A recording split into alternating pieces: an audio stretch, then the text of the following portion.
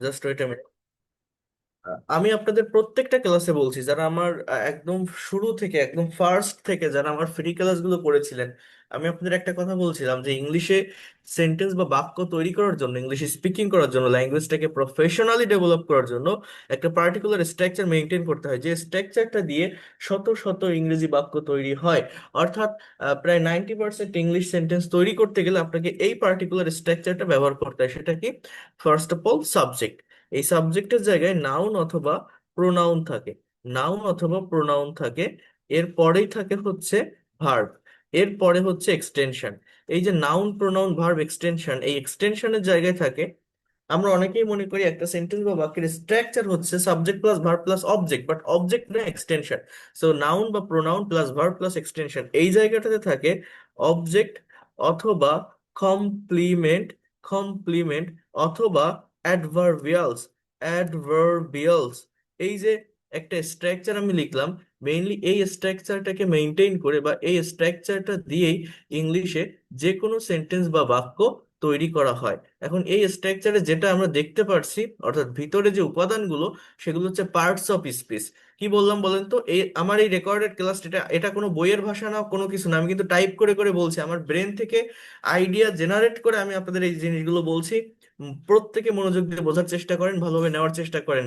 শুধু PDF file, শীটপত্র দেখে সবকিছু হয় না, বোঝেন। আমি একটু বাইরে আছি,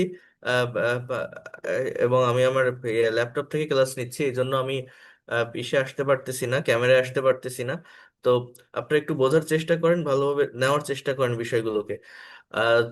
subject plus verb plus extension, এই যে স্ট্রাকচারটা আমি লিখলাম, এখানে আমরা ভিতরে যে উপাদানগুলো দেখতে পাচ্ছি সেটা হচ্ছে পার্টস অফ স্পিচ, যেমন নাউন, প্রোনাউন, ভার্ব, অ্যাডভার্বিয়ালস লেখা, এগুলো ইংলিশ ল্যাঙ্গুয়েজে।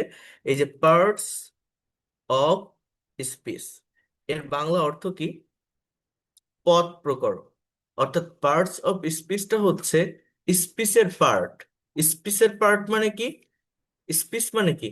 কথা। এই যে আমি এখন লেকচার দিচ্ছি আপনাদের সামনে, দিস ইজ মাই স্পিচ, এটাকে লিখিত ভাষায় আমরা বলি সেন্টেন্স। এই কথা বা বক্তব্যকে আমরা বলি বাক্য। লিখিত ভাষায় আমরা কি বলি? স্পিচকে সেন্টেন্স। একটা সেন্টেন্স বা বাক্যের ডেফিনেশন কি? বাক্য কিভাবে হয়? কতগুলো ওয়ার্ড, আই মিন শব্দ, পাশাপাশি বসে যখন মনের ভাবটা ক্লিয়ারলি প্রকাশ করে, তাকে আমরা মূলত সেন্টেন্স বা বাক্য বলে থাকি। ইংলিশ ল্যাঙ্গুয়েজে সেন্টেন্স দুইভাবে গঠিত হয়। একটাকে বলা হয় অর্থ অনুসারে, অ্যাকর্ডিং টু মিনিং। আরেকটা হচ্ছে গঠন অনুসারে, অ্যাকর্ডিং টু স্ট্রাকচার। অর্থ অনুসারে সেন্টেন্স হচ্ছে পাঁচ প্রকার: অ্যাসার্টিভ, ইন্টারোগেটিভ, ইম্পারেটিভ, অবট্রাকটিভ, এক্সক্লামেটরি। গঠন অনুসারে তিন প্রকার: সিম্পল, কমপ্লেক্স, কম্পাউন্ড। এগুলো আপনারা শুনছেন। আবার এই যে পার্টস অফ স্পিচ দেখছেন, এই পার্টস অফ স্পিচ কি? একটা প্রতিটা সেন্টেন্সে ব্যবহৃত প্রতিটা শব্দই হচ্ছে এক একটা parts of speech. For example, he plays football, বোঝার চেষ্টা করেন। In, on the field, on the field, সে মাঠে ফুটবল খেলে। এই যে একটা বাক্য আমি লিখলাম, he plays football on the field, এই যে একটা বাক্য আপনারা এখানে দেখলেন, এই বাক্যের ভিতরে, এটা এটা তো একটা বাক্য, অর্থাৎ সেন্টেন্স। এই সেন্টেন্সের ভিতরে যে শব্দগুলো আছে, প্রতিটা শব্দ এক একটা পার্টস অফ স্পিচ। ইংলিশ ল্যাঙ্গুয়েজে এই পার্টস অফ স্পিচ টোটাল 8 প্রকার। দেয়ার আর 8 types of parts of speech in English language. So এই যে 8 প্রকার পার্টস অফ স্পিচ ইংলিশ ল্যাঙ্গুয়েজে আছে, এই 8 প্রকার পার্টস অফ স্পিচ কি কি? 1 নাম্বার হচ্ছে নাউন, 2 নাম্বার হচ্ছে প্রোনাউন, বোঝার চেষ্টা করেন, প্রোনাউন। 3 নাম্বার হচ্ছে ভার্ব, 3 নাম্বার হচ্ছে ভার্ব, এই সিকোয়েন্সটা বোঝেন কিন্তু। 4 নাম্বার হচ্ছে, 4 নাম্বার হচ্ছে অ্যাজেক্টিভ, ঠিক আছে। 5 নাম্বার হচ্ছে অ্যাডভার্ব। 6 নাম্বার হচ্ছে noun, pronoun, verb, adjective, adverb. 6 number হচ্ছে প্রিপোজিশন। 6 নাম্বার হচ্ছে প্রিপোজিশন। 7 নাম্বার হচ্ছে কনজাংশন।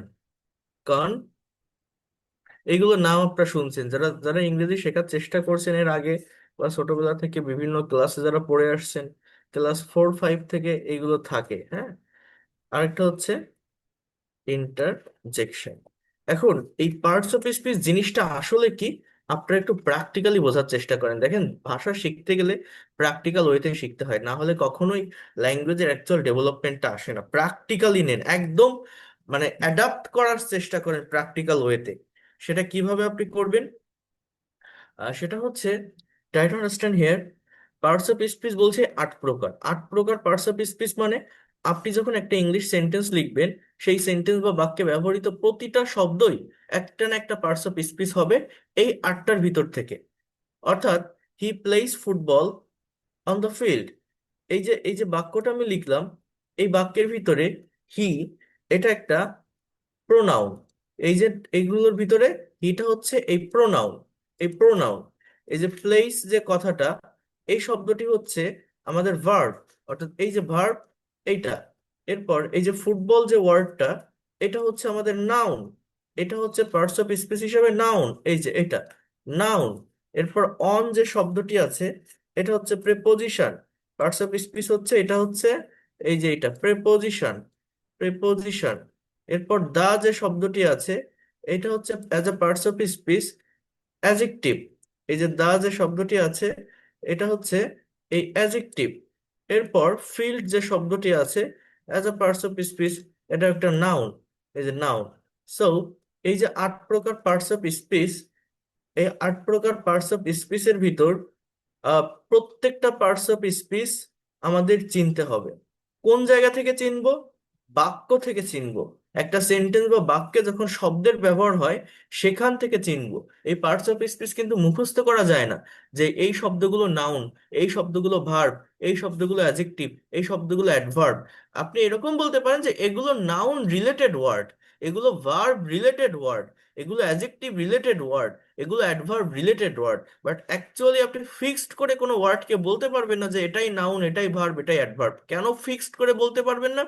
দিজ আর চেঞ্জেবল, এগুলো পরিবর্তনশীল। পার্টস অফ স্পিচ গুলো কি? পরিবর্তনশীল। পরিবর্তনশীল মানে কি? বাক্যে একটা পার্টস অফ স্পিচ, মানে একটা ওয়ার্ড বিভিন্ন পার্টস অফ স্পিচ হিসাবে বসতে পারে, পরিবর্তিত হতে পারে। বলুন তো কি বললাম? একটা ওয়ার্ড বিভিন্ন পার্টস অফ স্পিচ হিসেবে পরিবর্তিত হতে পারে। যেমন আমি আপনাদেরকে বলছিলাম, মনে করেন, আমি যদি বলি দিস ইজ আ ম্যাঙ্গো, এটা একটা আম। এই যে ওয়ার্ডটা আমি লিখলাম, এখানে আমি যদি বলি এই ম্যাঙ্গোটা কোন পার্টস অফ স্পিচ, এটা একটা নাউন, একটা ফলের নাম। আবার আমি যদি বলি this is a mango tree, এর বাংলা অর্থ হচ্ছে এটা একটা আম গাছ। This is a mango tree, এটা একটা আম গাছ। গাছটা কিসের? আমের। আম গাছ। ট্রিকে মডিফাই করছে ম্যাঙ্গো শব্দটি। এখন আগের বাক্যে ম্যাঙ্গো শব্দটি নাউন ছিল, বাট পরের বাক্যে এই ম্যাঙ্গো শব্দটি অ্যাডজেক্টিভ হয়ে গেছে। একই ওয়ার্ড, একটা বাক্যে নাউন, একটা বাক্যে অ্যাডজেক্টিভ, শুধু অবস্থান পরিবর্তনের কারণে এটা হয়েছে। সো এইভাবে পার্টস অফ স্পিচ গুলো পরিবর্তন হয়। পার্টস অফ স্পিচ কি? প্র্যাকটিক্যালি বোঝেন। প্রতিটা মানুষের একটা নাম থাকে না? প্রত্যেকটা মানুষের আলাদা আলাদা নাম থাকে না? এটা রহিম, এটা করিম, এটা জসিম, এরকম প্রতিটা ওয়ার্ডের আলাদা আলাদা নাম থাকে। বাট এই নামগুলো এই 8 প্রকার পার্টস অফ স্পিচের ভিতর সীমাবদ্ধ থাকে, ফিক্সড। বাট আমি কি বললাম? এগুলো পরিবর্তনশীল, অবস্থানের উপর ডিপেন্ড করে এগুলো পরিবর্তন হয়। এই পার্টস অফ স্পিচ মূলত কি? এগুলো হচ্ছে ওয়ার্ডের ফাংশন, ওয়ার্ডের অর্গানাইজেশন। একটা সেন্টেন্স যখন গঠিত হয়, সেই সেন্টেন্স বা বাক্যের ভিতর ওয়ার্ডগুলো, শব্দগুলো কিভাবে বসছে, কোন ওয়ার্ডের সাথে কোন ওয়ার্ড কানেক্টেড, কোন ওয়ার্ডের সাথে কোন ওয়ার্ড রিলেটেড, কোন ওয়ার্ড অন্য কোন ওয়ার্ডের জন্য বসে, সেটা এই পার্টস অফ স্পিচ আইডেন্টিফাই এর মাধ্যমে জানা যায়। আর এইটা আইডেন্টিফাই করতে পারলে যে কোনো সেন্টেন্স বা বাক্যের অ্যাকচুয়াল অর্থ বা মিনিং বের করে নিয়ে আসা যায়। এখন দেখেন, এই পার্টস অফ স্পিচ গুলো মানে পরিবর্তন কেমন, মনে করেন আমি এখন আপনাদের ক্লাস নিচ্ছি, মনে করেন আমি একটা ওয়ার্ড, আমি একটা শব্দ, আমি একটা শব্দ, আমি একটা ওয়ার্ড, আমি একটা মানুষ। এখন আমি যদি আপনাদের সামনে এখন ক্লাস নিচ্ছি, আমি আপনাদের টিচার, আপনারা আমাকে স্যার স্যার বলে ডাকছেন। আমি যদি আমার ইউনিভার্সিটিতে ক্লাস করতাম, আমার টিচারদের কাছে আমি তাদের স্টুডেন্ট, অর্থাৎ আমি এক জায়গায় টিচার, আবার আমি আরেক জায়গায় স্টুডেন্ট। আবার আমি যদি আমার আব্বুর সামনে গিয়ে দাঁড়াই, আমার বাবার সামনে গিয়ে দাঁড়াই, আমি তার ছেলে। এই যে আমি একটা মানুষ, বিভিন্ন পজিশনে গিয়ে চেঞ্জ হয়ে যাচ্ছি, এই পার্টস অফ স্পিচ গুলো, অর্থাৎ ওয়ার্ড গুলো, বিভিন্ন পজিশনে বসে চেঞ্জ হতে পারে। এই চেঞ্জিংটা যে আইডেন্টিফাই করতে পারে, এই চেঞ্জিংটা যে ধরতে পারে, সে ইংলিশ ল্যাঙ্গুয়েজের ভিত্তি বা ফাউন্ডেশন সম্পর্কে কনসেপ্ট বা ধারণা রাখতে পারে।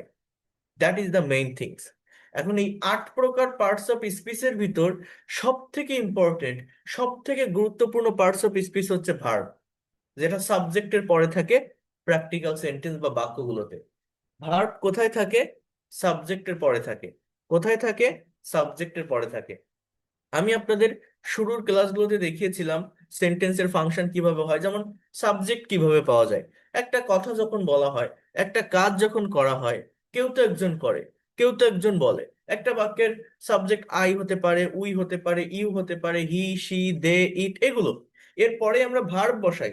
মানে যারা ভোকাবুলারিতে দুর্বল, আমি আবারও বলছি, ভোকাবুলারি সম্পর্কে যাদের সঠিক কনসেপ্ট বা ক্লিয়ার ধারণা নেই, আমাদের মূলত ভার্ব রিলেটেড ভোকাবুলারি পড়তে হবে, ভার্ব রিলেটেড ওয়ার্ড সম্পর্কে কনসেপ্ট রাখতে হবে। যার যত বেশি ভার্ব সম্পর্কে কনসেপ্ট বা ধারণা থাকবে, সে তত দ্রুত ল্যাঙ্গুয়েজ ডেভেলপ করতে পারবে বা পারে। এখন এই যে ভার্বের কথা আমি বলছি, এই ভার্বের পরের যে অংশগুলো, এই যে ফুটবল, অন দা ফিল্ড, এই অংশগুলো সিচুয়েশন অনুযায়ী অটোমেটিক্যালি পাওয়া যায়, অটোমেটিক্যালি চলে আসে। তার একটা স্ট্র্যাটেজি, একটা কৌশল আছে, যেটা আমি আপনাদের বলছি। একটা বাক্যে যদি আপনি ভার্ব ইউজ করতে পারেন, ভার্বকে আপনি যখন WH ওয়ার্ড গুলো দ্বারা কোশ্চেন করবেন, what, whom, how, where, when, why, how often, এই ধরনের WH ওয়ার্ড দ্বারা যখন একটা ভার্বকে প্রশ্ন করা হয়, তখন এই এক্সটেনশনের পার্ট গুলো পাওয়া যায়। এই যে বাক্যের স্ট্রাকচার এটা, সো এই এক্সটেনশনের পার্ট গুলো পাওয়া যায়। এটা সিচুয়েশন অনুযায়ী অটোমেটিক্যালি চলে আসে। তার মানে ভোকাবুলারি বলতে আমাদের জানতে হবে ভার্ব রিলেটেড ভোকাবুলারি। যার যত বেশি ভার্ব সম্পর্কে কনসেপ্ট বা ধারণা থাকবে, সে তত দ্রুত একটা ল্যাঙ্গুয়েজ বা একটা ভাষাকে ডেভেলপ করতে পারে। এবং এই ভার্ব, এটা যে কতটা ইম্পর্টেন্ট, এটা সেন্টেন্স বা বাক্যের প্রাণ, হার্ট। ভার্ব ছাড়া কখনো ইংলিশে কোনো সেন্টেন্স বা বাক্য তৈরি করা যায় না, কেউ করতে পারবে না। আজকের যে লেকচারটা আমি দিব বা আপনাদের সামনে দিচ্ছি, এটা কতটা ইম্পর্টেন্ট আপনারা ক্লাস শেষে বুঝতে পারবেন। এখানে জাস্ট আমার কথাগুলো মনোযোগ দিয়ে শুনবেন, বোঝার চেষ্টা করবেন। এই ক্লাসটা কেউ আপনাকে এতটা ডিটেলসে এভাবে দেখাবে না বা বলবে না। তাহলে সবগুলো পার্টস অফ স্পিচের ভিতর গুরুত্বপূর্ণ কোনটা? ভার্ব। এবার আসি আমি ভার্বের কাছে। ভার্ব, আমি আপনাকে কি বলছি, যে ভার্ব রিলেটেড ওয়ার্ড জানতে হবে, যেটাকে বলা হয় conjugation of verb. Conjugation of verb মানে কি? Conjugation, CONJU, CONJUGATION, conjugation of verb. এর মানে হচ্ছে ভার্বের ফর্ম, মানে ভার্বের রূপ। কনজুগেশন মানে রূপ, অর্থাৎ একটা ভার্বের বিভিন্ন রূপ থাকে। এই রূপ আমরা চিনব। এই রূপের পরিবর্তনের মাধ্যমে মূলত সময়ের পরিবর্তন হয়, টাইমের পরিবর্তন হয়। একটাকে বলা হয় V1 বা ভার্বের প্রেজেন্ট ফর্ম, আরেকটাকে বলা হয় V2 বা ভার্বের পাস্ট ফর্ম, আরেকটাকে বলা হয় V3 বা ভার্বের past participle form, V4 present participle form, V5 third person form. অর্থাৎ আমি যদি বলি গো, এর পাস্ট ফর্মটা হচ্ছে ওয়েন্ট। তাহলে এর আগে যদি একটা সাবজেক্ট বসাই আই, তাহলে আই গো, আমি যাই। আমি যদি বলি আই ওয়েন্ট, আমি গিয়েছিলাম, আমি গিয়েছিলাম। এরপর এর পাস্ট পার্টিসিপল বা V3 যে ফর্মটা, সেটাকে বলা হয় গান, গান। এটা মূলত পারফেক্ট টেন্স গুলোতে ব্যবহৃত হয়। যদি পারফেক্ট টেন্সের সেন্টেন্স আমরা করি, কিছু হেল্পিং ভার্ব বসে, তো সেগুলো নিয়ে আমি পরে কথা বলবো। সো গো ওয়েন্ট গান, এর প্রেজেন্ট কন্টিনিউ মানে এর এর কন্টিনিউয়াস ফর্ম হচ্ছে গোয়িং, এর থার্ড পারসন ফর্ম হচ্ছে গোজ। আবার আমি যদি বলি রাইট, এই রাইট মানে কি? লেখা। এর পাস্ট ফর্ম হচ্ছে রোড, এর পাস্ট পার্টিসিপল ফর্ম হচ্ছে রিটেন, এর প্রেজেন্ট পার্টিসিপল ফর্ম হচ্ছে রাইটিং, এর থার্ড পারসন ফর্ম হচ্ছে রাইটস। থার্ড পারসন ফর্মটা কি? রাইট এর থার্ড পারসন ফর্ম হচ্ছে রাইটস, রাইট এর থার্ড পারসন ফর্ম হচ্ছে রাইটস। এরপর দেখেন প্লে, প্লে মানে কি? খেলা। পাস্ট ফর্ম কি? প্লেইড। পাস্ট পার্টিসিপল ফর্মটাও আমাদের কিন্তু played. Present participle playing, third person plays. Okay, এভাবে আমি যদি আর কয়েকটা ভার্ব লিখি, যেমন ড্র মানে কি? আঁকা। পাস্ট ফর্ম কি? ড্রিউ। আমরা অনেকেই পাস্ট ফর্মের ভার্ব গুলো জানি না, প্রেজেন্ট ফর্ম বা পাস্ট পার্টিসিপল ফর্ম জানি, পাস্ট ফর্ম জানি না। Past participle ড্রন, present participle drawing, third person draws. এরপর আমি যদি বলি ড্রাইভ, ড্রাইভ মানে কি? চালানো। Past form drove, past participle driven, present participle driving, driving, driving, third person, drives, third person, drives. Speak মানে কি? বলা। পাস্ট ফর্ম কি? স্পোক। পাস্ট পার্টিসিপল কি? স্পোকেন। প্রেজেন্ট পার্টিসিপল কি? স্পিকিং।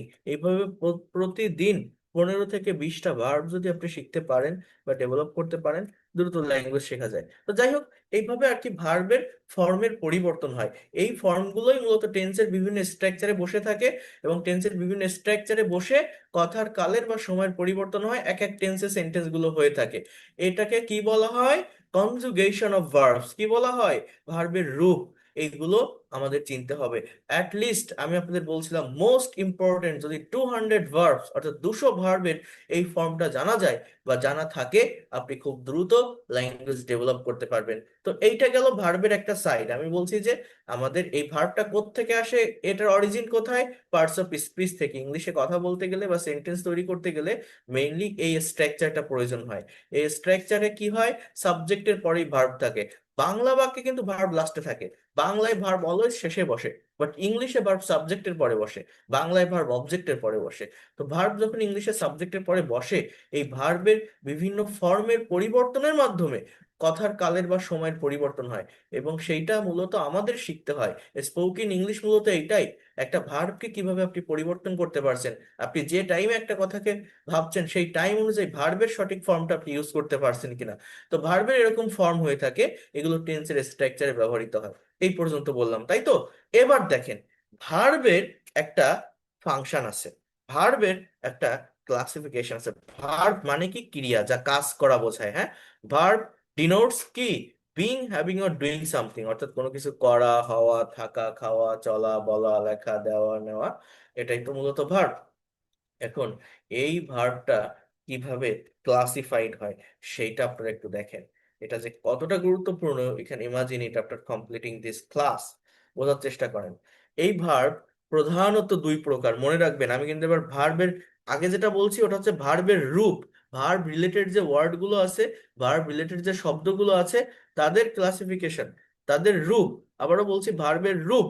কিন্তু এখন যেটা আমি বলছি, এখন যেটা আমি দেখাচ্ছি, সেটা এটা হচ্ছে কনজুগেশন না, এটা রূপ না, এটা ক্লাসিফিকেশন। ভার্বের শ্রেণী বিভাগ, অর্থাৎ ভার্ব সেন্টেন্স বা বাক্যে বিভিন্ন ভাবে, বিভিন্ন ওয়েতে বসে থাকে। সেটা কেমন আমাদের একটু চিনতে হবে। এক নাম্বার, ভার্ব প্রধানত দুই প্রকার। এক নাম্বার হচ্ছে ফাইনাইট ভার্ব, ফাইনাইট ভার্ব বা যাকে বলা হয় সমাপিকা ক্রিয়া। দুই নাম্বার হচ্ছে নন ফাইনাইট। আমি সব কিন্তু লিখে লিখে দেখাচ্ছি, এগুলো যদি বইয়ের ভাষা থেকে আমি পড়ে পড়ে বুঝাতাম, আপনারা কখনোই বুঝতে পারতেন না। তো এক নাম্বার হচ্ছে ফাইনাইট ভার্ব, দুই নাম্বার হচ্ছে নন ফাইনাইট ভার্ব।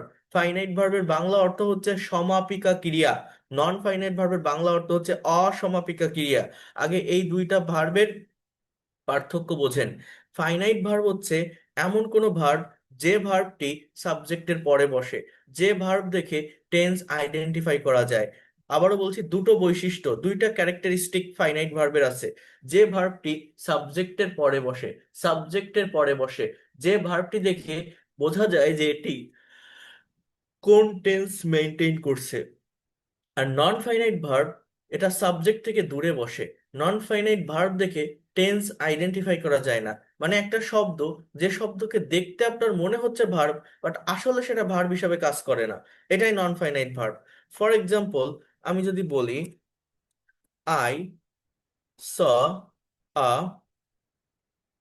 ওয়াকিং বয়, এর মানে হচ্ছে আমি একটা হাঁটন্ত বালককে দেখেছিলাম। এমন একটা ছেলেকে দেখেছিলাম যে হাঁটতেছিল, হাঁটন্ত ছেলেকে দেখেছিলাম। এই ওয়াকিং শব্দটা এখানে একটা ভার্ব, আবার স শব্দটা ভার্ব। এই দুটোর ভিতর মেইন ভার্ব হচ্ছে মূলত স, যেটা সাবজেক্টের পরে আছে, যেটা সি এর পাস্ট ফর্ম। এটা দেখে আমি বুঝতে পারছি এটা পাস্ট ইনডিফিনিট টেন্সের সেন্টেন্স। বাট এই ওয়াকিং শব্দটা দেখে আমি কিন্তু বুঝতে পারছি না যে এটা কোন টেন্স। কারণ ভার্বের সাথে আইএনজি আছে, ঠিক আছে, বাট এর আগে কি কোনো অ্যামিজার আছে, ওয়াজ আর আছে, উইল বি, শ্যাল বি আছে? আমি বলতে পারবো এটা প্রেজেন্ট কন্টিনিউয়াস, পাস্ট কন্টিনিউয়াস, না ফিউচার কন্টিনিউয়াস? না, আমি বলতে পারবো না। তাহলে ওয়ার্ড আমি দেখতেছি এটা একটা verb, verb related word, but এটা আসলে কোনো টেন্স মেনটেন করে না, এটা আসলে সাবজেক্টের পরে বসে না, এটা আসলে কোনো অ্যাকশন দেয় না, কাজ করা বোঝায় না। অ্যাকশন মূলত দিচ্ছে সাবজেক্টের পরে যে ওয়ার্ড, ওইটা। সো ওইটাই মেইন ভার্ব। সো ভার্ব প্রধানত দুই প্রকার, একটা ফাইনাইট, একটা নন ফাইনাইট। ফাইনাইট ভার্বের উদাহরণ হচ্ছে যেটা সাবজেক্টের পরে বসে, যেটা দেখলে টেন্স চেনা যায়। নন ফাইনাইট ভার্বের উদাহরণ হচ্ছে চেহারা ভার্বের মতো, দেখতে ভার্বের মতো, বাট আসলে ভার্ব হিসাবে কাজ করে না, অন্য কোনো পার্টস অফ স্পিচ হিসাবে বসে, নাউন বা অ্যাজেক্টিভ হিসাবে বসে মোস্ট অফ দ্য টাইম। অর্থাৎ এটা সাবজেক্ট থেকে দূরে বসে। ওয়ার্ডটাকে দেখলে মনে হবে এটা একটা ভার্ব, বাট আসলে সেটা কোনো অ্যাকশন দেয় না, কোনো কাজ করা বোঝায় না, পার্টস অফ স্পিচ হিসাবে ভার্ব হিসাবে বসে না। আমি যদি বলি যে is he is walking on the road, এর বাংলা অর্থ হচ্ছে সে রাস্তায় হাঁটছে। এই ওয়াকিংটা এখানে কিন্তু মেইন ভার্ব, এই ওয়াকিংটা এখানে মেইন ভার্ব, কারণ সে রাস্তায় হাঁটছে, এটা সাবজেক্টের পরে বসছে ইজ ওয়াকিং। এইটা নিয়ে আমি আবার কথা বলছি, একটু ওয়েট করেন। আবার আমি যদি বলি হি স্যাট, সে বসেছিল, আন্ডার দ্য ট্রি, গাছের নিচে, টু মিট মি, আমার সাথে দেখা করতে বা আমার সাথে সাক্ষাৎ করার জন্য সে গাছের নিচে বসেছিল। দুটো ভার্ব আছে এই বাক্যে, একটা হচ্ছে স্যাট, সিটের পাস্ট ফর্ম, আর হচ্ছে মিট মানে দেখা করা বা সাক্ষাৎ করা। এখানে টু মিট, দেখা করতে বা সাক্ষাৎ করতে, এরকম একটা অর্থ দেয়। দেখা করতে বা সাক্ষাৎ করতে, টু প্লাস ভিয়ন, অর্থাৎ এটাও একটা ভার্ব, বাট সাবজেক্ট থেকে দূরে বসছে, ফ্রেজাল ভার্ব বলা হয়। এটাকে বলা হয় ইনফিনিটিভ। তো এত কিছু আগে না, আগে আমি যেটা মেইন পার্থক্য বা যেটা নিয়ে কথা বলবো সেটা হচ্ছে নন ফাইনাইট আর ফাইনাইট কি, এতটুকু আপনারা বুঝতে পারছেন কিনা। যে ভার্ব সাবজেক্টের পরে বসে, যে ভার্ব দেখে টেন্স চেনা যায়, সেটা ফাইনাইট। এমন কোনো ওয়ার্ড যে ওয়ার্ডটা দেখতে ভার্বের মতো লাগে, বাট সেটা আসলে অ্যাকশন দেয় না, কাজ করা বোঝায় না, সাবজেক্ট থেকে দূরে বসে, ওই ওয়ার্ডটা দেখলে, ভার্বটা দেখলে বোঝা যায় না যে এটা কোন টেন্স, সেটা হচ্ছে নন ফাইনাইট ভার্ব। কেউ কি এই জায়গাটা বুঝতে পারছেন আমি যতটুকু বলছি? কেউ কি বুঝতে পারছেন? ফাইনাইট ভার্ব Yes, কি sir. আর non finite verb? Yes, sir. Very clear. সাবজেক্টের পরে যে ভার্ব বসে সেটা ফাইনাইট ভার্ব, যদি একটা বাক্যে আরো কোনো ভার্ব থাকে যে ভার্বটা সাবজেক্ট থেকে দূরে আছে, সেটা নন finite verb. That is the function. এবার দেখেন, এই ফাইনাইট ভার্ব আবার দুই প্রকার। একটা হচ্ছে প্রিন্সিপাল ভার্ব, প্রিন্সিপাল প্রিন্সিপাল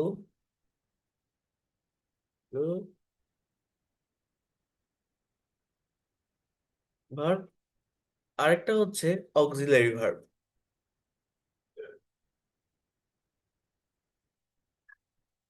তাহলে আমি কি বললাম, এই যে ফাইনাইট ভার্ব, এই ফাইনাইট ভার্ব আবার দুই প্রকার। একটাকে বলা হয় প্রিন্সিপাল ভার্ব, একটাকে বলা হয় অক্সিলারি ভার্ব।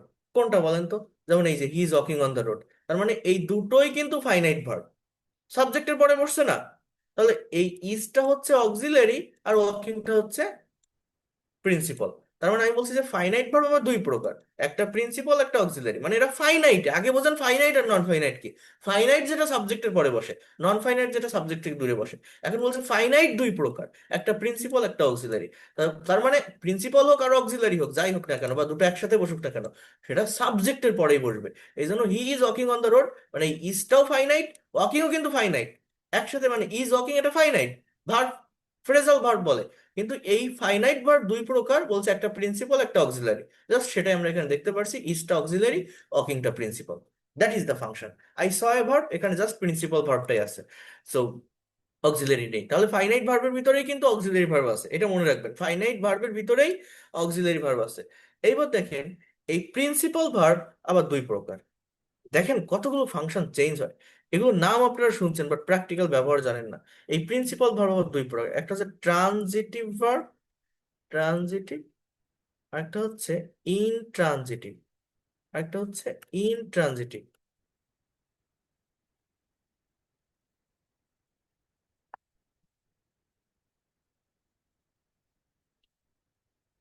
এই প্রিন্সিপাল ভার্ব আবার দুই প্রকার, একটা হচ্ছে ট্রানজিটিভ, আরেকটা হচ্ছে ইনট্রানজিটিভ। আবার এই যে অক্সিলারি ভার্ব আপনারা দেখছেন, এই অক্সিলারি ভার্ব আবার দুই প্রকার। একটা হচ্ছে প্রাইমারি অক্সিলারি, প্রাইমারি অক্সিলারি যেগুলো টেন্সের বিভিন্ন স্ট্রাকচারে বসে।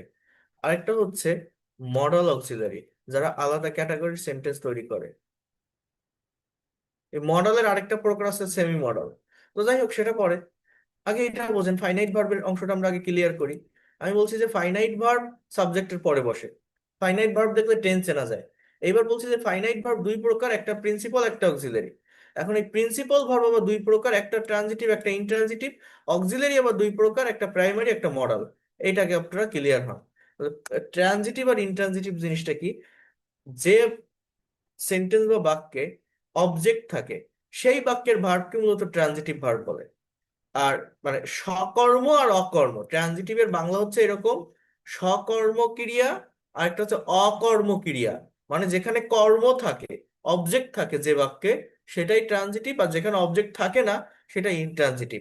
যেমন দেখেন, he sat under the tree to meet me, he is walking on the road, I saw a walking boy. এবার বোঝার চেষ্টা করেন, একটা বাক্যে যদি অবজেক্ট থাকে সেই বাক্যের ভার্বকে ট্রানজিটিভ ভার্ব বলে। আমার কথা বুঝেন কিন্তু, একটা বাক্যে যদি অবজেক্ট থাকে সেই বাক্যের ভার্বকে ট্রানজিটিভ ভার্ব বলে। আর যদি অবজেক্ট না থাকে সেই বাক্যের ভার্বকে ইনট্রানজিটিভ ভার্ব বলে। এখন অবজেক্ট কাকে বলে? এই যে আমি শুরুতে যে স্ট্রাকচার দেখাইছি, এখানে আছে যে এক্সটেনশন অবজেক্ট কমপ্লিমেন্ট বা অ্যাডভার্বিয়াল। অবজেক্ট হচ্ছে কোনো বাক্যের ভার্বকে আপনি যদি হোয়াট এবং হুম দ্বারা প্রশ্ন করে উত্তর পান, তাহলে সেটাই হচ্ছে অবজেক্ট। কোনো ভার্ব তো অবশ্যই থাকবে, ভার্ব ছাড়া তো আর বাক্য হবে না, সাবজেক্টের পরেই ভার্ব থাকে। তো ভার্বকে যদি হোয়াট অ্যান্ড হুম, হোয়াট মানে কি, কি দ্বারা প্রশ্ন করলে ডাইরেক্ট বা বস্তুবাচক অবজেক্ট পাওয়া যায়, আর হুম মানে কাকে, কাকে দ্বারা প্রশ্ন করলে ইনডাইরেক্ট বা ব্যক্তিবাচক অবজেক্ট পাওয়া যায়। যদি এই হোয়াট এবং হুম দ্বারা প্রশ্ন করে উত্তর পাওয়া যায়, তাহলে সেই বাক্যের ভার্বকে ট্রানজিটিভ ভার্ব বলে। এটা দরকার হয় কিসে দরকার হয় জানেন? প্যাসিভ ভয়েসের ক্ষেত্রে যদি আপনি প্যাসিভ ভয়েস করতে যান, তখন লেখা থাকে যে ট্রানজিটিভ ভার্ব না হলে সে বাক্যের প্যাসিভ করা যায় না। হ্যাঁ, তাহলে এগুলো চিনে রাখতে হবে আমাদের। এগুলো মানে ছেলে খেলার জিনিস না, ফেলে দেওয়ার জিনিস না। দেখেন, I saw a walking boy, I saw আমি দেখেছিলাম। এবার কি দেখেছিলাম বা কাকে দেখেছিলাম? হুম, কাকে দেখেছিলাম? একটা হাঁটন্ত ছেলেকে। আর ওয়াকিং বয়, তার মানে এটা কিন্তু একটা অবজেক্ট। তার মানে এই ওয়াকিং বয়টা যেহেতু অবজেক্ট, যেহেতু হোয়াট বা হুম দ্বারা কোশ্চেন করে আমি উত্তরটা পাচ্ছি, তাহলে এই স শব্দটা মূলত এখানে ট্রানজিটিভ ভার্ব। স শব্দটা ট্রানজিটিভ ভার্ব। আবার he is walking on the road, সে রাস্তায় হাঁটছে, হি ইজ ওয়াকিং, সে হাঁটছে। কি হাঁটছে, কাকে হাঁটছে? হাঁটছেটাকে প্রশ্ন করতে হবে, কোনো উত্তর আসে? কি হাঁটছে, কাকে হাঁটছে, কোনো উত্তর আসে না। তাহলে কি লেখা আছে? যে কোথায় হাঁটছে, রাস্তায় হাঁটছে। তো কোনো বাক্যের ভার্বকে যদি কোথায়, কখন, কিভাবে দ্বারা প্রশ্ন করে উত্তর পাওয়া যায়, সেটাকে অ্যাডভার্ব বলে। অর্থাৎ এই যে অন দ্য রোড, এটা হচ্ছে একটা অ্যাডভার্বিয়াল ফ্রেজ, এটাকে বলে অ্যাডভার্ব অফ প্লেস। তার মানে এটা কোনো অবজেক্ট না। যেহেতু এটা অবজেক্ট না, এই ওয়াকিংটা, ইজ ওয়াকিং, এটা ইনট্রানজিটিভ ভার্ব। এই সটা কিন্তু ট্রানজিটিভ ভার্ব, যেহেতু এই বাক্যে অবজেক্ট আছে, বাট এইটা ইনট্রানজিটিভ ভার্ব। কেউ যদি আপনাকে এই বাক্যটা দিয়ে বলে যে এটার প্যাসিভ করো তো, হি is walking on the road, আপনি কোনোদিন এটার প্যাসিভ করতে পারবেন না। যে বাক্যে অবজেক্ট থাকে না, যে বাক্যে ইনট্রানজিটিভ ভার্ব থাকে, তার প্যাসিভ করা যায় না। তাহলে এগুলো চিনতে হবে। হি স্যাট, সে বসেছিল। কি বসেছিল, কাকে বসেছিল, কোনো উত্তর আসে না। তাহলে এই স্যাট শব্দটা একটা ইনট্রানজিটিভ ভার্ব। অনেকে ভাবে কি, যে সাবজেক্ট আর ভার্বের পরে যে কোনো কিছু থাকলেই মনে হয় সেই ভার্বটা ট্রানজিটিভ হয়ে যায়। এগুলো বইতে দেওয়া থাকে। বইতে কি থাকে জানেন? যে ইনট্রানজিটিভ ভার্ব কাকে বলে, যে বাক্যে ভার্বের পর ফুল স্টপ থাকে তাকে ইনট্রানজিটিভ ভার্ব বলে। বইতে এরকম লেখা থাকে। যেমন মনে করেন, হি রিডস, সে পড়ে, তাহলে এখানে কোনো অবজেক্ট নেই, তাহলে এইটা ইনট্রানজিটিভ ভার্ব। হি রাইটস, তাহলে এখানে কোনো অবজেক্ট নেই, এটা ইনট্রানজিটিভ ভার্ব। বইতে এরকম থাকে, আপনার বইতে খুলে দেখবেন যে ইনট্রানজিটিভ ভার্ব কাকে বলে।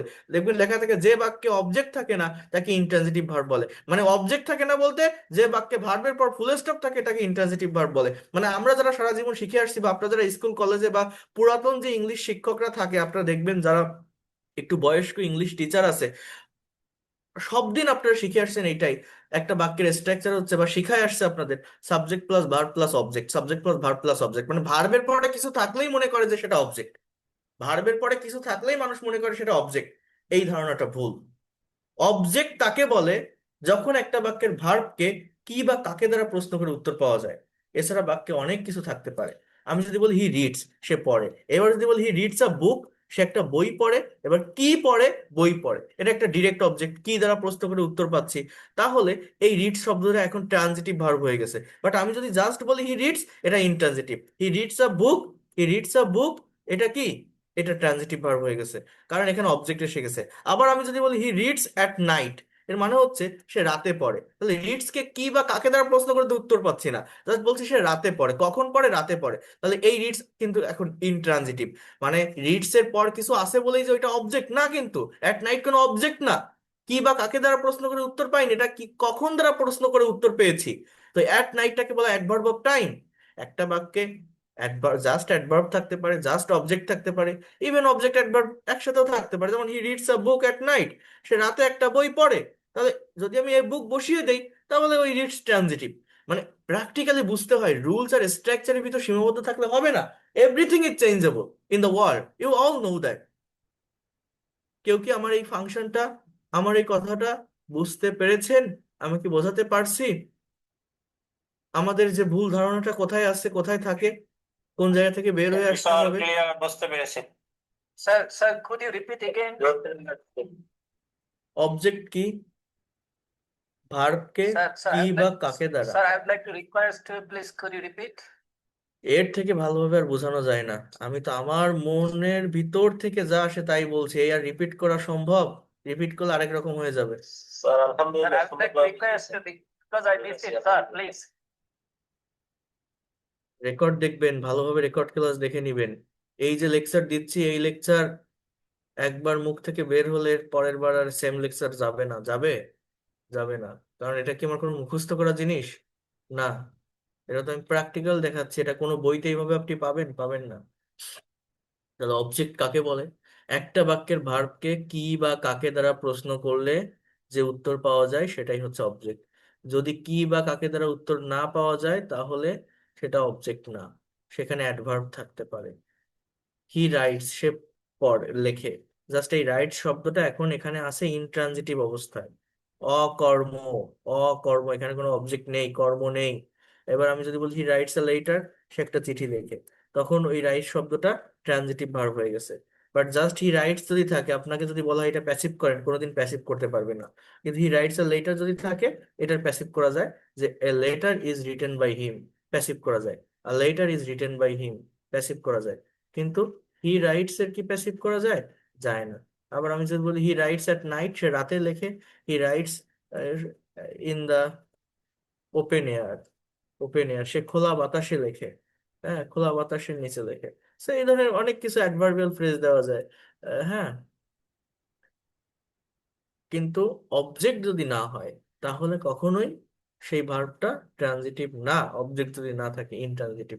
তো আশা করি আপনারা বুঝতে পারছেন যে ফাইনাইট ভার্ব কি, প্রিন্সিপাল ভার্ব কি, ট্রানজিটিভ এবং ইনট্রানজিটিভ ভার্ব কি। প্রিন্সিপাল ভার্ব দুই প্রকার কিন্তু, একটা ট্রানজিটিভ, একটা ইনট্রানজিটিভ। অক্সিলারি ভার্ব দুই প্রকার। তাহলে principal verb, transitive verb, intransitive verb, auxiliary verb, primary auxiliary, modal auxiliary, এগুলো সবই কিন্তু আবার ফাইনাইট ভার্ব। এই সবই কিন্তু ফাইনাইট ভার্ব। মানে এই সব ভার্বই সাবজেক্টের পরে বসে, সাবজেক্ট থেকে দূরে না, সাবজেক্টের পরে বসে। এবার বোঝেন অক্সিলারি ভার্ব। অক্সিলারি ভার্ব দুই প্রকার, প্রাইমারি আর মডাল। প্রাইমারি কোনগুলো? ওই যে am, is, are, was, are, do, does, did, have, has, had, এগুলো প্রাইমারি অক্সিলারি ভার্ব, যেগুলো টেন্সের বিভিন্ন স্ট্রাকচারে বসে, তাই না? Am, am, is, are, was, were, হ্যাঁ, have, has, had, do, does, আমি এগুলো লিখতে গেলে অনেক জায়গায় চলে যাবে। আপনারা বুঝতে পারছেন আমি যেগুলো বলছি? Am, is, are, was, were, have, has, had, do, does, did, যেগুলো টেন্সের বিভিন্ন স্ট্রাকচারে আমরা বসাই, সেগুলোকে প্রাইমারি অক্সিলারি ভার্ব বলে। মডাল অক্সিলারি কোনগুলো? এরা আলাদা ক্যাটাগরির সেন্টেন্স তৈরি করে। হ্যাঁ, মডাল ভার্ব কি করে? Ability, probability, possibility, obligation, request, permission, এগুলো বোঝায়। তাহলে মডাল ভার্ব কি করে? এগুলো বোঝায়। Modal auxiliary can, could, may, might, shall, should, will, would, এগুলো যে সেন্টেন্স তৈরি হয়, মানে এগুলোকে অক্সিলারি কেন বলছি? সাবজেক্টের পরেই এই মডাল ভার্বটা বসে, তার মানে এটা কিন্তু ফাইনাইট ভার্ব। মনে রাখেন কিন্তু এই সবই কিন্তু ফাইনাইট ভার্ব। সাবজেক্টের পরেই তো মডাল ভার্ব বসে, তারপর একটা মেইন ভার্ব বসে, তারপর এক্সটেনশন বা অবজেক্টের পার্টটা থাকে। তো মডালের পরিবর্তনের মাধ্যমে কথার কালের বা সময়ের পরিবর্তন হয়। শুধু টেন্স দিয়ে মনের সম্পূর্ণ ভাব প্রকাশ করা যায় না, এই কথাগুলো আগেও বলেছি। একটা কথাকে ডিটেলসে প্রকাশ করার জন্য আমাদের এই মডেলটা ভালোভাবে শিখতে হয় বা ভালোভাবে শিখতে হবে। সো এইটা গেল একটা সাইড। প্রাইমারি অক্সিলারি কি, মডেল অক্সিলারি কি, ট্রানজিটিভ কি, ইনট্রানজিটিভ কি, প্রিন্সিপাল কি, ফাইনাইট কি, সবই আপনাদেরকে আমি বললাম। এবার আসি নন ফাইনাইটের কাছে। এই নন ফাইনাইট ভার্বটা কি বললাম? যেটা সাবজেক্ট থেকে দূরে বসে, যেটা টেন্স মেনটেন করে না। এই নন ফাইনাইট ভার্ব প্রধানত তিন প্রকার। এক নাম্বার হচ্ছে জেরান্ড, JERUND, জেরান্ড। দুই নম্বর হচ্ছে পার্টিসিপল, সরি, ইনফিনিটিভ। দুই নম্বর হচ্ছে infinitive, gerund infinitive, INFINITIVE, infinitive. আর তিন নম্বর হচ্ছে পার্টিসিপল। পার্টিসিপল। এই পার্টিসিপল আবার তিন প্রকার। এই পার্টিসিপল আবার তিন প্রকার। একটাকে বলা হয় present participle, PRESENT, present participle. দুই নাম্বার হচ্ছে পাস্ট পার্টিসিপল। পাস্ট, এখানে লিখলে বুঝতে পারবেন না। প্রেজেন্ট পার্টিসিপল, বোঝার চেষ্টা করেন। দুই নাম্বার হচ্ছে দূর,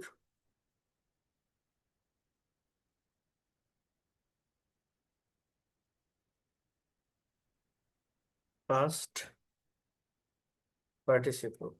আর তিন নাম্বার হচ্ছে পারফেক্ট পার্টিসিপল। একটা মজার জিনিস কি জানেন, এই যে জিনিসগুলো দেখাচ্ছি হয়তো আপনাদের মাথার উপর দিয়ে যেতে পারে অনেকের, কারণ অনেকেই এগুলো নেওয়ার ক্ষমতা নেই। কিন্তু আমি প্রথম দিনই বলছিলাম যে শেখাতে গেলে, ধারাবাহিকভাবে এগোতে গেলে, প্রফেশনাল করতে গেলে আমাকে সিকোয়েন্স মেনটেন করে যেতে হবে। একটা কঠিন জিনিস থাকলে সেটা আমি স্কিপ করে যাব, সেটা করলে আপনারা ক্ষতি আপনাদেরই হবে। আপনি যতটুকু পারেন বোঝার চেষ্টা করুন বা নেওয়ার চেষ্টা করবেন। হয়তো সবাই সবকিছু বুঝতে পারছেন না, বা এতগুলো ফাংশন দেখছেন অনেক কঠিন মনে হতে পারে। বাট একটা সত্যি কথা কি জানেন, একটা চরম সত্য, এই ভার্ব যার জানা থাকে, ভার্বের এই ক্লাসিফিকেশন যার জানা থাকে, তার 50% গ্রামার কাভার হয়ে যায়। মানে যদি কেউ গ্রামার শিখতে চায়, ইংলিশ গ্রামার, আমি এই তর্কে যাচ্ছি না যে স্পোকেন শেখার জন্য গ্রামার লাগে বা লাগে কি না, বা লাগে না, বা রাইটিং শেখার জন্য গ্রামার প্রয়োজন কি প্রয়োজন না, সেটা পরের বিষয়। গ্রামার যদি কেউ ডেভেলপ করতে চান, ইংলিশ গ্রামারের উপর ক্লিয়ার কনসেপ্ট, ফুল কনসেপ্ট যদি কেউ রাখতে চান, কেউ নিতে চান, গ্রামার যদি কেউ মনে করেন আমার সম্পূর্ণ গ্রামারটা শেখা দরকার, জাস্ট এই একটা টপিক যদি কেউ জেনে রাখতে পারে, এই পার্টস অফ স্পিচ এবং ভার্ব, এটাই হোল গ্রামার। 50% কাভার হয়ে যায় গ্রামারের, এটা জানো? 50% জাস্ট একটা টপিকে। তো আমি কি বলছি, এই নন ফাইনাইট ভার্ব তিন প্রকার: জেরান্ড, ইনফিনিটিভ, পার্টিসিপল। জেরান্ডটা কি? জেরান্ড হচ্ছে ভার্বের সঙ্গে আইএনজি যুক্ত শব্দ একটা বাক্যে স্থির অবস্থায় থাকে, নাউনের কাজ করে, পার্টস অফ স্পিচ হিসেবে। এগুলো তো কোনো পার্টস অফ স্পিচ না, এগুলোকে বলা যায় পার্টস অফ স্পিচের সিস্টার, বোন, ভাই বোন। Gerund infinitive participle. আর ইনফিনিটিভ হচ্ছে টু প্লাস ভার্বের প্রেজেন্ট ফর্ম যুক্ত কিছু শব্দ, টু প্লাস ভার্ব ওয়ান। যেমন মনে করেন রিড, এই রিড মানে কি? পড়া। আমি যদি বলি টু রিড, এর মানে হচ্ছে পড়তে। রাইট মানে লেখা, টু রাইট এর মানে লিখতে। হ্যাঁ। ড্রাইভ মানে চালানো, টু ড্রাইভ চালাতে, সেরকম। আর পার্টিসিপল হচ্ছে তিন প্রকার: present participle, past participle, perfect participle. But participle জানার আগে আপনাকে এই জিনিসটা মনে রাখবেন যে এই পার্টিসিপল হচ্ছে মূলত অ্যাজেক্টিভের কাজ করে। একটা বাক্যে কিসের কাজ করে? পার্টিসিপল হচ্ছে মূলত অ্যাজেক্টিভের কাজ করে, অ্যাডজেক্টিভ। অ্যাজেক্টিভ মানে, অ্যাজেক্টিভ মূলত কি? যে শব্দ কোনো বাক্যের নাউন বা প্রোনাউনকে মডিফাই করে, নাউন প্রোনাউন সম্পর্কে অতিরিক্ত তথ্য দেয় বা ইনফরমেশন দেয়, সেটাকে আমরা অ্যাডজেক্টিভ বলি। সেই প্রেজেন্ট পার্টিসিপল হোক, পাস্ট পার্টিসিপল হোক, আর পারফেক্ট পার্টিসিপল হোক, এগুলোর মধ্যে অ্যাডজেক্টিভের কাজ করে। এখন এই বিষয়গুলো কি, এইটা আমি একটু খুলে বলি আপনাদের। এই নন ফাইনাইট ভার্বের টোটাল ফাংশন এইটাই, এই যা দেখছেন আপনারা এখানে, এইটাই হচ্ছে টোটাল নন ফাইনাইট ভার্বের ফাংশন। মানে এই যা যা আমি লিখতেছি, আমি এইটার একটা পিডিএফ করে আপনাদের পাঠিয়ে দিব। হ্যাঁ, ঠিক আছে, এই যা লেখা হচ্ছে এইটাই, তাহলে আপনাদের আর সমস্যা থাকবে না। আচ্ছা, তো এই যে ভার্বের ফর্ম এখানে লিখছিলাম না, আমি এই ফর্মগুলোকে, এই ফর্মগুলোর সাথে আমি একটা ভার্ব অ্যাড করি, যে ভার্বটা দিয়ে লিখলে আমার সুবিধা হবে সেন্টেন্স তৈরি করতে। মনে করেন এই ভার্বের ফর্মগুলোকে আবার এখানে নিয়ে আসি। এবার একটা ভার্ব লিখি, এই ভার্বটা চেনেন? STEAL। স্টেল মানে কি, কেউ বলতে পারেন? স্টেল, চুরি করা, এটা কিন্তু একটা ভার্ব, খুবই গুরুত্বপূর্ণ ভার্ব। এর পাস্ট ফর্ম হচ্ছে স্টোল। স্টেলের পাস্ট ফর্ম কি? স্টোল। পাস্ট পার্টিসিপল কি? স্টোলেন। প্রেজেন্ট পার্টিসিপল কি? স্টেলিং। স্টেলিং। থার্ড পারসন কি? স্টেলস। তাহলে এই ভার্বের ফর্ম আমরা কেন লিখি? এসটি। ভার্বের ফর্ম আমরা কেন লিখি? টেন্সের স্ট্রাকচারে লিখি। কেন? কথার পরিবর্তন, কালের পরিবর্তন বা সময়ের পরিবর্তন করার জন্য। তাহলে আমি যদি এই একটা ভার্ব দিয়ে বিভিন্ন টেন্সে সেন্টেন্স তৈরি করি, যেমন আমি যদি বলি হি স্টেলস মানি, বলেন তো এর বাংলা অর্থ কি? সে টাকা চুরি করে। এই স্টেল শব্দটা এখানে কি ভার্ব? Finite verb. স্টেল শব্দটা এখানে কি ভার্ব? Principal verb. এটা কোন টেন্স? Present indefinite tense. আমি যদি বলি হি স্টোল মানি, এই বাক্যটার বাংলা অর্থ কি? সে টাকা চুরি করেছিল। স্টোল শব্দটা এখানে কি ভার্ব? Finite verb. স্টোল শব্দটা কি ভার্ব? Principal verb. আমি যদি বলি হি ইজ স্টেলিং মানি, এর বাংলা অর্থ কি? সে টাকা চুরি করছে বা করিতেছে। এটা কোন tense? Present continuous tense. Is স্টেলিংটা কি? Finite verb. ইজটা কি? Auxiliary verb. কোন অক্সিলারি? Primary auxiliary. স্টেলিংটা কি? মেইন ভার্ব বা প্রিন্সিপাল ভার্ব। কি চুরি করছে? টাকা চুরি করছে। কি চুরি করেছিল? টাকা চুরি করেছিল। কি চুরি করে? টাকা চুরি করে। যেহেতু কি দ্বারা প্রশ্ন করে উত্তর পাচ্ছি মানি, তাহলে স্টেল, স্টোল, ইজ স্টেলিং এগুলো আবার সব ট্রানজিটিভ ভার্ব। তাহলে এগুলোই ফাইনাইট ভার্ব, এগুলোই প্রিন্সিপাল ভার্ব, এগুলোই ট্রানজিটিভ ভার্ব। আর এর ভিতরেই অক্সিলারি ভার্ব আছে একটা। এরপর দেখেন, he has stolen money. Stolen money এর বাংলা অর্থ কি? সে টাকা চুরি করেছে। তাহলে টেন্স এর স্ট্রাকচার, এক একটা টেন্সের স্ট্রাকচারে এক এক ধরনের ভার্বের ফর্ম বসে কথার কালের বা সময়ের পরিবর্তন হয়। স্টেল শব্দটা এখানে ভার্বের V5 form, subject third person singular number থাকার কারণে এটা বসে। স্টোল শব্দটা V2 ফর্ম। স্টেলিং শব্দটা V4 ফর্ম, মানে ভার্বের সাথে আইএনজি যুক্ত, অর্থাৎ প্রোগ্রেসিভ বা কন্টিনিউয়াস ফর্ম বলা হয়। স্টোলেন শব্দটা কি? V3 না, ভার্বের পাস্ট পার্টিসিপল। এই যে written, played, drawn, driven, spoken, stone. তার মানে এইভাবে আমরা কিন্তু মেইন ভার্বের ফর্মের পরিবর্তন করে বা অক্সিলারি ভার্বের পরিবর্তন করে আমরা বিভিন্ন টেন্সে সেন্টেন্স তৈরি করি। যেমন হি স্টেলস মানি, সে টাকা চুরি করে। হি স্টোল মানি, সে টাকা চুরি করেছিল। হি ইজ স্টেলিং মানি, সে টাকা চুরি করেছে। He has stolen money, he is stealing money, সে টাকা চুরি করছে বা করিতেছে। হি হ্যাজ স্টোলেন মানি, সে টাকা চুরি করেছে। তাহলে এই বাক্যগুলোতে স্টেল, স্টোল, স্টেলিং, স্টোলেন এগুলো সবই প্রিন্সিপাল ভার্ব না? সবই ফাইনাইট ভার্ব না? সবগুলোই মেইন ভার্ব না? বলেন, এগুলো সব মেইন ভার্ব কি না? Yes or no? No. কেন না? কেন মেইন ভার্ব নয়? তা কি ভার্ব? হ্যাঁ, এগুলো প্রিন্সিপাল ভার্ব না? Member. এগুলো ফাইনাইট ভার্ব না? এগুলো সমাপ্ত। মেইন ভার্ব না? এগুলোই Sub main verb. এগুলোই ট্রানজিটিভ ভার্ব, তাই না? কালের পরিবর্তনে মেইন ভার্ব হিসেবে কাজ করে। আচ্ছা, এইবার এইবার দেখেন খেলাটা কোথায়। এই ভার্ব, এগুলোকে আমরা আজীবন ভার্ব হিসাবে চিনি, ভার্ব হিসাবে জানি। এই ভার্ব যখন আমার ভিন্ন পার্টস অফ স্পিচ হিসাবে বাক্যে ব্যবহৃত হয়, তখনই অ্যাকচুয়াল প্রবলেমটা তৈরি হয়। বলেন তো আমি কি বললাম? এই যে ওয়ার্ড গুলো, এই যে যা দেখছেন চেহারায় চোখের সামনে, গো, ওয়েন্ট, গান, গোয়িং, গোস, রাইট, রোড, রিটেন, এগুলোকে সবই আমরা কি হিসাবে চিনি? ভার্ব। সবই ভার্ব।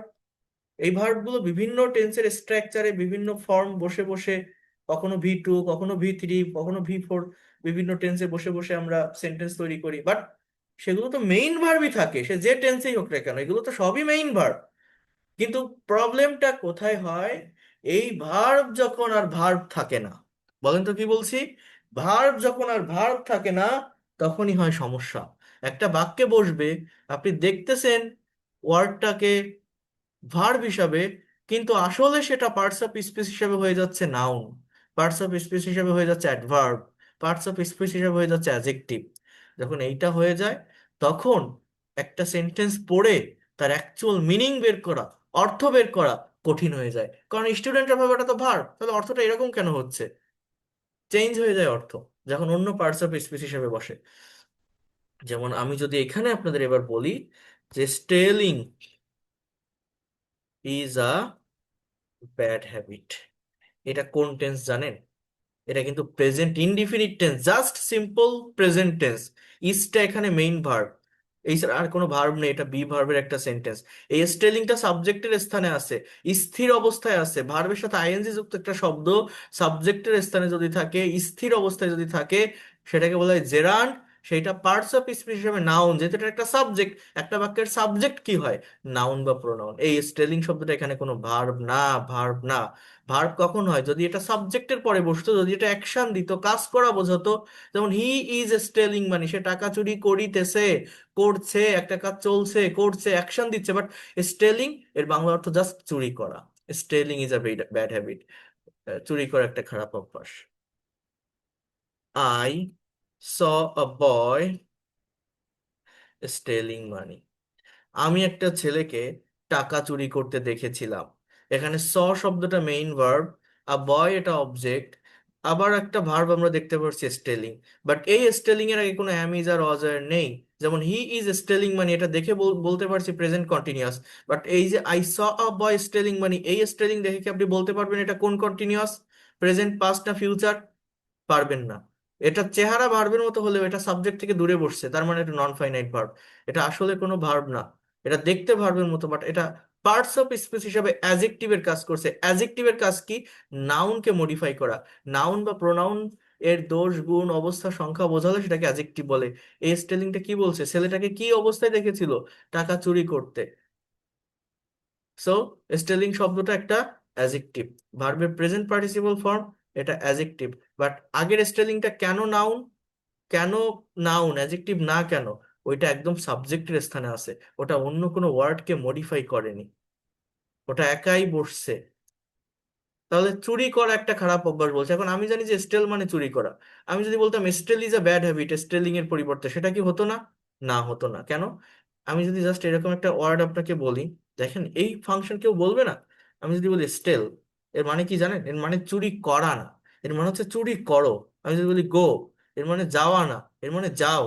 অর্থাৎ আপনি যখন একটা ভার্ব ইউজ করছেন ডিরেক্টলি কোনো বাক্যে, ভার্বের পরে একটা ফুল স্টপ বসান, ওই ভার্বটা একটা সেন্টেন্স হয়ে যায়। একটা ওয়ার্ড একটা সেন্টেন্স হতে পারে। ওইটাকে বলে ইম্পারেটিভ সেন্টেন্স, যেখানে সাবজেক্ট উজ্জ্বল থাকে। স্টেল মানে কি? চুরি করো। তো এরকম ওয়ার্ড মানে স্টেল শুরুতে রাখা যায় না। এটা রাখলে কি হয়? ওইটা অ্যাক্টিভ থেকে যায়। ওটা তো আমি অ্যাক্টিভ রাখবো না, আমার ভার্ব তো আরেকটা। এখানে ভার্ব তো মূলত ইজ। আমি শুরুতে যেটা বসাবো সেটাকে মানে চুরি করা বলবো, চুরি করো বলবো না। এই চুরি করা বলতে গেলে আমার ওই ভার্বটার সাথে আইএনজি বসায় ওইটাকে নন ফাইনাইট করতে হয়। ঠিক আছে, ওইটাকে ইনঅ্যাক্টিভ করতে হয়। তা নাহলে আমি যদি স্টেল বলি, ওটা অলরেডি চলা শুরু করে দেয়, কাজ করা শুরু করে দেয়, যে চুরি করো এরকম একটা অর্থ চলে আসে। সো অ্যাকশন দিয়ে দেয়। তো অ্যাকশন দিলে তো হবে না, ওটা তো আমার সাবজেক্ট হবে। এই জন্য চুরি করা কথাটা স্টেল না, চুরি করা কথাটা স্টেলিং, অথবা টু স্টেল বলা যায়। এই stealing equal to to steal, stealing is a bad habit, এটার পরিবর্তে আমি যদি বলি টু স্টেল, মানে যেভাবে হোক এটাকে নন ফাইনাইট করতে হবে, জাস্ট স্টেল রাখলে হবে না। হয় স্টেলের সাথে আইএনজি যোগ করেন, না হলে তারা একটা টু বসান। এইভাবে এটাকে নন ফাইনাইট করেন। I saw a boy stealing money, এই স্টেলিং এর পরিবর্তে আমি যদি বলি I saw a boy two স্টেল মানি, এর মানে হচ্ছে আমি একটা ছেলেকে টাকা চুরি করতে দেখেছিলাম। টু প্লাস ভি অন, করতে বলতে লিখতে চলতে দিতে নিতে এরকম বোঝায়। এটাকে ইনফিনিটিভ বলে। এইটাকে ইনফিনিটিভ বলে মানে জেরান্ড হোক বা পার্টিসিপল হোক, প্রেজেন্ট পার্টিসিপল হোক, এইটার পরিবর্তে যদি টু প্লাস ভি অন বসান, সেটা অর্থের চেঞ্জ করে না।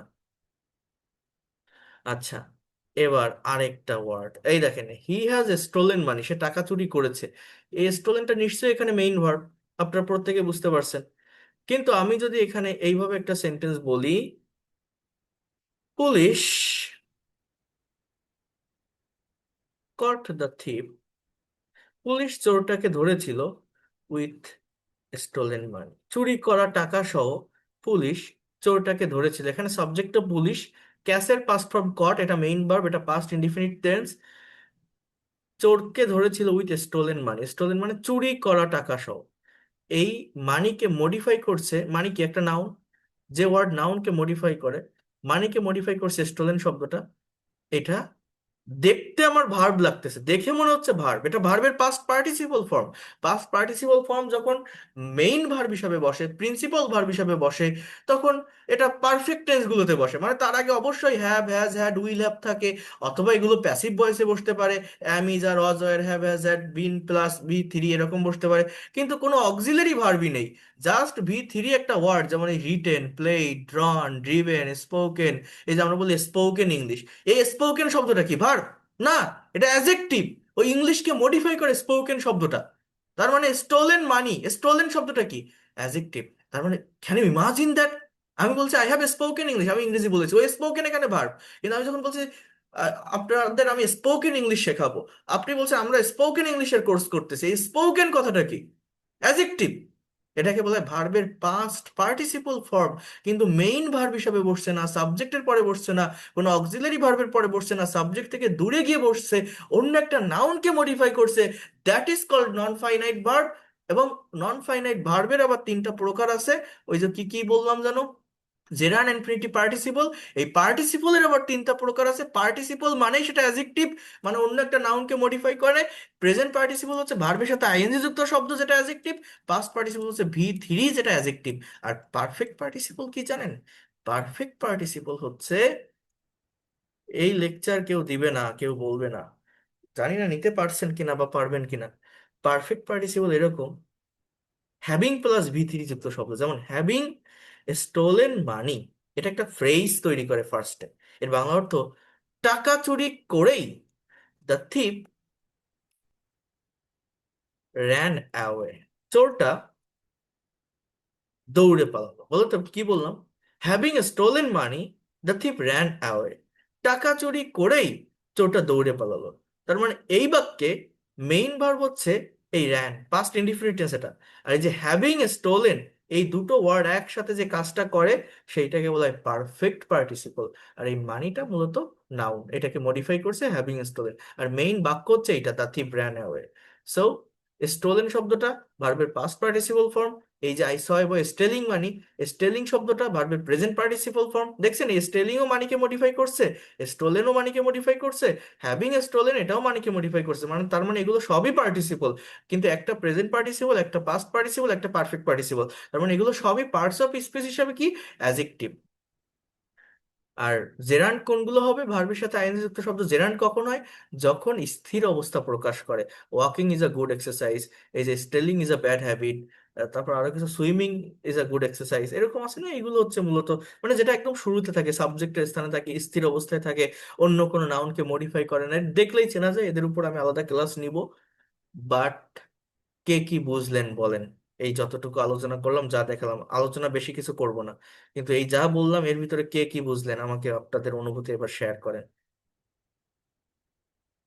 মাথার উপর দিয়ে গেলে সেটাও বলেন, কোনো কিছু নিতে পারলে সেটাও বলেন, না নিতে পারলে সেটাও বলেন, বুঝতে পারলে সেটাও বলেন। বুঝতে পারছি, এরকম বিস্তারিত আলোচনা করলে একটু ভালো হয় আর কি, জানা অজানা অনেক কথা জানা যায়। Basically, I have understood more or less, not too much, about some problem also. Record ক্লাসটা ভালোভাবে দেখবেন। তাহলে আমি সব কথার এক কথা কি বলছি বলেন তো?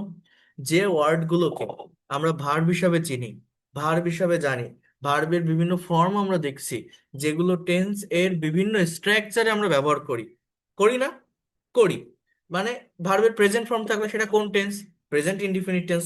ভার্বের পাস্ট ফর্ম থাকলে সেটা কোন টেন্স? Past indefinite tense. ভার্বের পাস্ট পার্টিসিপল ফর্ম থাকলে সেটা কোন টেন্স? সেটা পারফেক্ট টেন্স গুলোতে বসে।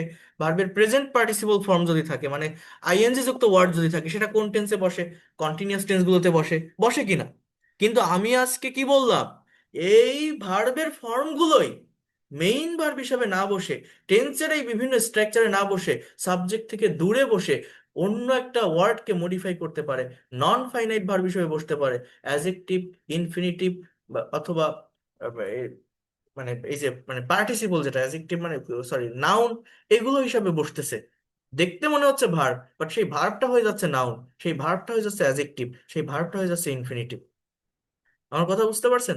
তো যখন সেটা নন ফাইনাইট হচ্ছে, যখন সেটা সাবজেক্ট থেকে দূরে বসছে, যখন সেটা অ্যাকশন দিচ্ছে না, যখন সেটা থেকে টেন্স চেনা যাচ্ছে না, সেই ভার্বটা আপনি আইডেন্টিফাই করতে পারছেন কিনা, এবং বাক্য পড়ে সেই ভার্বের অ্যাকচুয়াল অর্থটা ওই বাক্যে কি হবে এইটা আপনি নিয়ে আসতে পারছেন কিনা, এটা আপনি অনুবাদ করতে পারছেন কিনা। এইটা যে করতে পারবে, এটা যে পারতে সক্ষম হবে, সে যে কোনো সেন্টেন্স ইংলিশে রিড আউট করে তার অর্থ বের করতে পারবে, ক্রিয়েটিভ ওয়েতে তার রাইটিং এর জায়গাটা অনেক ডেভেলপ হবে। এই পার্টস অফ স্পিচ, এই ভার্বের ফাংশন, এগুলো হচ্ছে সবই মূলত সেন্টেন্স বা বাক্যের অর্গানাইজেশন। একটা বাক্য কিভাবে অর্গানাইজড হয়, কিভাবে গঠিত হয়, সাবজেক্ট কোনটা, ভার্ব কোনটা, তারপরে কোন ওয়ার্ড বসে, কোন ওয়ার্ডের সাথে কোন ওয়ার্ড কানেক্টেড বা রিলেটেড, অ্যাডজেক্টিভ নাউনের জন্য বসে, অ্যাডভার্ব ভার্বের জন্য বসে। হ্যাঁ, তো এই ফাংশনই মূলত এই পার্টস অফ স্পিচ। বাট এর ভিতরে সব থেকে গুরুত্বপূর্ণ পার্ট হচ্ছে এই ভার্ব। আজ আমি আপনাদের ভার্বের সম্পূর্ণ ক্লাসিফিকেশন নিয়ে কথা বললাম। আমি গত ক্লাসে ভার্বের ফর্ম দিয়ে যে স্টোরি দেখাইছিলাম, ওইটার পিডিএফ আমি পাঠিয়ে দিব, আর এইটাও আমি একটা পিডিএফ এখন তৈরি করে আপনাদের দিয়ে দিব। দিলে এই প্র্যাকটিসটা করবেন।